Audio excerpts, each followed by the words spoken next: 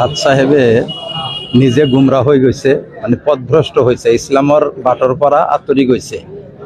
আৰু যি কথা কয়, যি কোৰআন হাদিছৰ অপব্যাখ্যা কৰি থাকে আৰু নিজে মন গড়া মছলা ফতোৱা দি থাকে।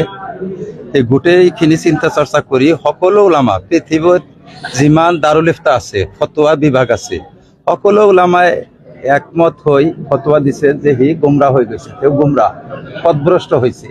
এতিয়া আমি তেওঁক অমুছলমান বুলিও ক'ব পাৰোঁ, যদিও সন্মানের খাতিরে নকয়। গুমরা শব্দ ব্যবহার করেছে, পথভ্রষ্ট শব্দ ব্যবহার করেছে, শব্দটো অলপ হালকা শব্দ ব্যবহার করেছে। আচলতে ইছলামৰ পৰা আঁতৰি গৈছে মানুহজন। গতিকে তেওঁৰ লগত কাম কৰা কেতিয়াও জায়েজ হ'ব নোৱাৰে। সেইটো আমি গোটেই আসামৰ ওলামাসকল একগোট হৈ ফতোৱা দিলোঁ আজি যে সাদ সাহেবৰ অধীনত আৰু সাদ সাহেবৰ অনুসাৰী মানুহৰ অধীনত কাম কৰা নাজায়েজ, তেওঁৰ লেকচাৰ শুনা নাজায়েজ, তেওঁৰ লেকচাৰ এক ঠাইৰ পৰা আন ঠাই প্ৰচাৰ কৰাটো নাজায়েজ। কিয়নো তেওঁৰ লেকচাৰ শুনিলে মানুহ গুমৰা হৈ যাব। এনে এনে কথা লেকচাৰৰ মাজত সোমাই দিয়ে যে সেই এটা কথা বিশ্বাস কৰিলে আমাৰ ইছলামী যিটো আকিদা আছে, ইমান আছে, ইমানে নষ্ট হৈ যাব। কাৰণ কোৰআন হাদিছৰ অপব্যাখ্যা কৰে, কোৰআন হাদিছৰ অপব্যাখ্যা কৰিলে সেইটো মুছলমান নাথাকে। লগতে আম্বিয়াসকলৰ ওপৰত অপবাদ দিয়ে। এনেকি আমাৰ আখিৰি নবী হজৰত মুহাম্মদ সাল্লাল্লাহু আলাইহি সাল্লাম যিয়ে হৈছে মানে সকলো পয়গম্বৰৰ সৰ্দাৰ, সাইয়্যিদুল আম্বিয়া বুলি কোৱা হয়, সাইয়্যিদুল মুৰসালিন, সাইয়্যিদুল আম্বিয়া, তেখেতেৰ ওপৰও অপবাদ আৰোপ কৰিছে, ভুল ধৰিছে। যি মানুহে কোনো নবীৰ ভুল ধৰে, নবীৰ সমালোচনা কৰে, ৰাসূলৰ সমালোচনা কৰে, একদম সি মুছলমান থাকিব নোৱাৰে, সি ইমানৰ পৰা ওলাই যায়, ইছলামৰ পৰা ওলাই যায়। গতিকে সি ওলাই গৈছে, কিন্তু আমি ফতোৱা দিয়া নাই। ওলাই গৈছে দিনৰ পৰা, কিন্তু আমি ফতোৱা দিয়া নাই। ইস্তেমা কৰি আছে। যি মানুহে ইছলাম মানিব, ইছলামক ভাল পায়, ইছলাম প্ৰেমিক সকলে তাতে নাযাব। কিন্তু কিছুমান মানুহ যাব, তেওঁৰ ভক্ত, অন্ধভক্ত আছে নহয়, অন্ধভক্তবিলাক যাব তেওঁৰ ইস্তেমায়। কিন্তু আমাৰ দায়িত্ব আমি আদায় কৰি দিছোঁ। আমি ওলামা হিচাপে আমাৰ ওপৰত এটা দায়িত্ব আছে। দায়িত্ব হৈছে কি? সৰল পথ দেখাই দিয়া আৰু বিপথৰ পৰা মানুহক বাধা দিয়া।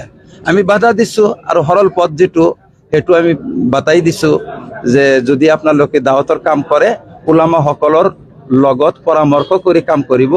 সাদৰ অধীনত নহয়, ওলামাসকল আছে নহয়, গোটেই পৃথিৱীততো ওলামা আছে।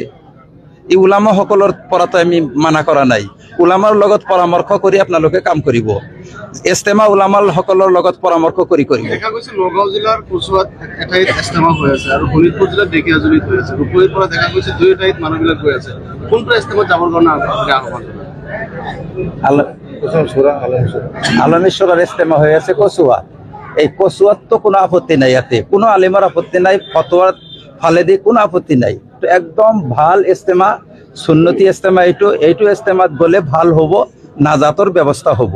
কিন্তু সাদ সাহেবৰ অধীনত যি ইস্তেমা হৈ আছে বেলেগ ঠাইত, সেইটো ইস্তেমাত যোৱা মানে নাজায়েজ কামৰ সহায় কৰা, পাপ কামৰ সহায় কৰা হয়। এইটো আজি যেনেকে আপোনালোকে অসমত বয়কট কৰিছে, আৰু এনে আগত পূৰ্বে কোন কোন ৰাজ্যত এনে বয়কট কৰা হৈছে? বহুত ৰাজ্যত বয়কট কৰা হৈছে। বিহাৰত কৰা হৈছে, তাৰপিছত কৰ্ণাটকত কৰা হৈছে, গুজৰাটত কৰা হৈছে, বহুত ঠাইত কৰা হৈছে, কাশ্মীৰত কৰা হৈছে, লগতে বিভিন্ন দেশতো কৰা হৈছে। আপোনালোকে গম পায়, বাংলা দুটা ভাগত নহয়, মানে বাংলাদেশৰ কথা হৈছে কি, আমাৰ আলেম উলামা সকলৰ ওপৰত তেওঁলোকে ৰাতি মানে হামলা কৰি খুন কৰিছে, কিছুমান মানুহক মাৰ্ডাৰ কৰিছে। তেওঁলোক মাৰ্ডাৰকাৰী হয়। কিছুমান মানুহ আমাৰ ইস্তেমাৰ কাম কৰি গোটেই দিন কাম কৰিছে আৰু ৰাতি অলপ ভাগাৰ লাগিছে, টোপনি গৈছে। সেই টোপনি যোৱা অৱস্থাত ৰাতি 2টা-3টাত মানে এই ৱাল ভাঙি তেওঁলোক সোমাই সেই ঘুমন্ত মানুহক মাৰিছে, কোবাইছে।